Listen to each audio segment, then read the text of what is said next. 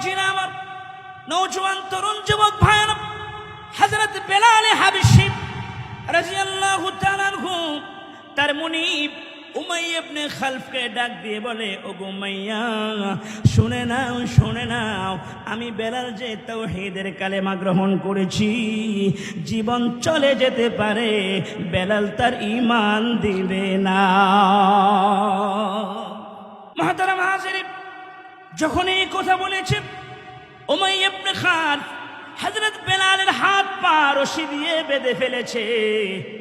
হাত পা রশি দিয়ে বেঁধে হযরত বেলালের উপর নির্যাতন শুরু করে দিয়েছে। আর হযরত বেলালকে ডাক দিয়ে বলে, বেলাল রে, কালেমা ছেড়ে দে, না হয় এভাবে তোকে নির্যাতন সহ্য করতে হবে। যতই কষ্ট দেখ না কেন, হযরত বেলাল হাবশী রাদিয়াল্লাহু তাআলা আনহু ডাক দিয়ে বলে, যত কষ্ট দেখ না কেন গো, আমি বেলাল কালেমা ছাড়ব না। মুরব্বী বাবাজিরা আমার, হযরত বেলাল হাবশীকে নির্যাতন করতে লাগলেন। রাতভর নির্যাতন করেছে। দিনের বেলা উত্তপ্ত মরুভূমির মধ্যে রেখে দিয়েছে।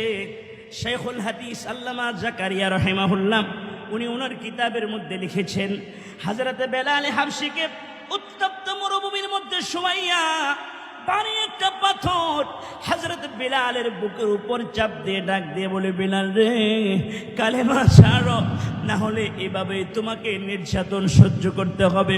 হযরত বেলালকে যতই কষ্ট দেয়, যতই নির্যাতন করে, হযরত বেলাল জবান দিয়ে শুধু একটা শব্দ উচ্চারণ করছে, আহাদ আহাদ আহাদ, একটা শব্দ উচ্চারণ করছে, এক আল্লাহ এক আল্লাহ এক আল্লাহ। যতই আল্লাহর নাম স্মরণ করে কাফের মুশরিকেরা ততই হযরত বেলালের উপরে নির্যাতন শুরু করে দেয়। মুরব্বী বাবা ছিল আমার, ইসলামের জন্য এত কষ্ট করেছে, আল্লাহ এবং তার রাসূলের ভালোবাসা, হযরত বেলাল হাবশী এত নির্যাতন সহ্য করে নিয়েছে।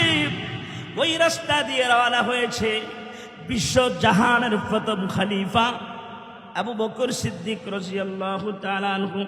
হযরত আবু বকর সিদ্দিক রাদিয়াল্লাহু তাআলা আনহু ওই রাস্তা দিয়ে যখন যাচ্ছে, নজর করে দেখে উমাইয়া ইবনে খালফের লোকেরা হযরত বেলাল হাবশীর উপর নির্যাতন শুরু করে দিয়েছে। এত বেশি নির্যাতন আরম্ভ করে দিয়েছে, আবু বকর সিদ্দিক রাদিয়াল্লাহু তাআলা আনহু দাঁড়ালেন, পর্যবেক্ষণ করলেন কি ঘটনা ঘটেছে, কি কেন তারা বেলালের উপর আক্রমণ করছে।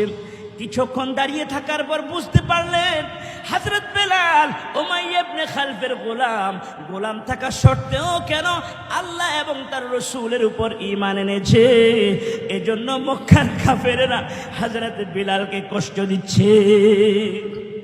হযরত আবু বকর সিদ্দিক রাদিয়াল্লাহু তাআলা আনহু খুব বুদ্ধিমান ছিলেন।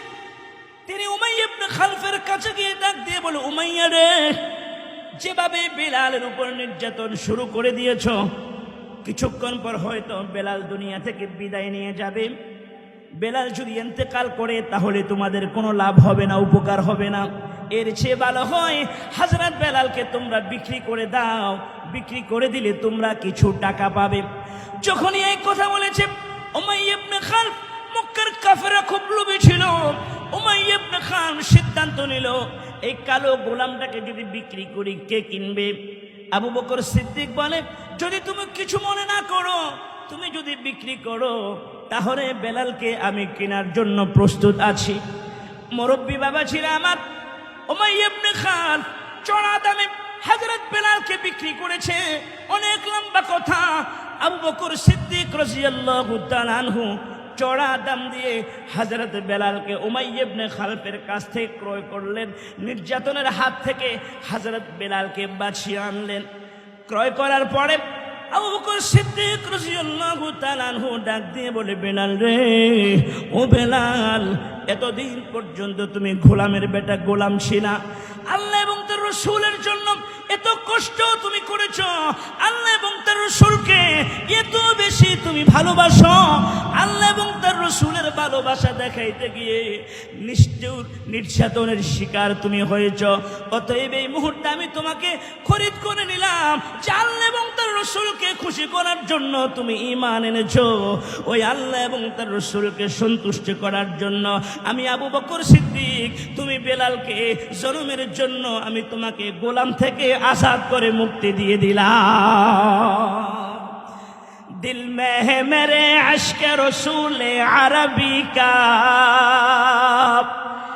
दिल में है मेरे अश्क रसूल अरबी का, फरवाना हूँ मैं शम्अ रुखे पाक नबी का, फरवाना हूँ मैं शम्अ रुखे पाक नबी का। ओ फख्र जहां फख्र ज़मा फख्र उमम بود, ओ फख्र जहां फख्र ज़मा फख्र उमम بود, ओ अहद बे मीम शहे लौह कलम है, ओ अहद बे मीम शहे लौह कलम है। হযরত বেলাল হাবশীকে যখন মুক্ত করে দেওয়া হলো, তিনি আর দেরি করলেন না, দৌড়াইয়া হাবিব কিবরিয়া আশরাফুল আম্বিয়া মুহাম্মদুর রাসূলুল্লাহ সাল্লাল্লাহু আলাইহি ওয়াসাল্লামের দরবারে হাজির হয়ে গেলেন। আল্লাহর রাসূল বেলালের নির্যাতনের কথা শুনেছে। মায়ার নবী হযরত বেলালকে ডাক দিয়ে বলে, বেলাল রে, বুঝেছি অনেক কষ্ট করেছো, অনেক কষ্ট করেছো, অনেক নির্যাতনের শিকার তুমি হয়েছো। হযরত বেলাল হাবশী ডাক দিয়ে বলেন, ইয়া রাসূলুল্লাহ, ইয়া হাবিবাল্লাহ, ওগো নবীজি, আপনি কোনো চিন্তা করবেন না, কোনো টেনশন করবেন না। আমি বেলাল আপনার চেহারা মোবারকের দিকে যখন এক নজর তাকালাম, আমি বেলালের সকল কষ্ট আমার অন্তর থেকে মুছে গিয়েছে। महबूब खुदा शाफिए महशर है हमारा, महबूब खुदा शाफिए महशर है हमारा, फिरदौस जैसे कहते हैं ओ घर है हमारा, फिरदौस जैसे कहते हैं ओ घर है हमारा। मदफन में भी पेश नजर आपका जलवा, मदफन में भी पेश नजर आपका जलवा, हम सोते हैं बेदार मुकद्दर है हमारा, हम सोते हैं बेदार मुकद्दर है हमारा। নওজোয়ান তরুণ যুবক ভাইয়েরা, ইসলামের জন্য সাহাবীরা কষ্ট করেছে, ইসলামের জন্য সাহাবীরা রক্ত দিয়েছে, ইসলামের জন্য সাহাবীরা অনেকে জীবন পর্যন্ত আল্লাহর রাস্তা কোরবান করে দিয়েছে। তারপরও আল্লাহর দ্বীনের ক্ষতি হতে দেয় নাই, আল্লাহর দ্বীনের অবমাননা হবে এমন কোনো কাজ করে নাই। অতএব 14 গ্রামের ভাইয়েরা, ও বারাসের নওজোয়ান তরুণ যুবকেরা, তোমরা যদি সজাগ থাকো, এই সমাজের মধ্যে হাবিবে কিবরিয়ার শানে কেউ বেয়াদবি করতে পারবে না, আল্লাহর দ্বীন আর ধর্ম নিয়ে কেউ বাজে মন্তব্য করার সাহস পাবে না। কি বলেন ঠিক কিনা? আল্লাহ রাব্বুল আলামিন কুরআনুল কারীমের মধ্যে ঘোষণা করে দিয়েছেন, কুল ইন কুনতুম তুহিব্বুনাল্লাহ ফাত্তাবিউনি ইউহিব্বুকুমুল্লাহ ويغفر لكم ذنوبكم والله غفور رحيم। আল্লাহ রাব্বুল আলামিন কুরআনুল কারীমের মধ্যে ঘোষণা করে দিয়েছেন, আপন দোস্ত নবীজি মুহাম্মদুর রাসূলুল্লাহ সাল্লাল্লাহু আলাইহি ওয়াসাল্লামকে উদ্দেশ্য করে আল্লাহ তাআলা বলেন, কুল, আল্লাহ তাআলা ডাক দিয়ে বলেন, হাবিব, আমার বন্ধু উম্মতদের মাঝে জানিয়ে দেন, ইন কুনতুম তুহিব্বুনাল্লাহ, এরা যদি আমি আল্লাহকে ভালোবাসে আপনি জানিয়ে দেন, তারা যেন আপনার অনুসরণ করে, অনুকরণ করে। এরা যদি আপনার অনুসরণ করে, অনুকরণ করে, আমি আল্লাহ তাআলা কথা দিলাম, ইউহিব্বুকুমুল্লাহ, আমি আল্লাহ তাআলা আমার বান্দাদেরকে ভালোবাসবো। ওয়াগফির লাকুম যুনুবাকুম, আমি আল্লাহ তাআলা ভালোবেসে বান্দাদের গুনাহগুলি আমি আল্লাহ তাআলা মাফ করে দিব। ওয়াল্লাহু গফুরুর রহিম, আল্লাহ তাআলা অত্যন্ত দয়ালু এবং ক্ষমাশীল। এটা হলো আয়াতে কারিমার অর্থ। যেহেতু আমাদের তাফসীরুল কোরআন মাহফিল, চলুন আমরা আয়াতের শান, নুজুল এবং ব্যাখ্যার দিকে যাচ্ছি ইনশাআল্লাহ।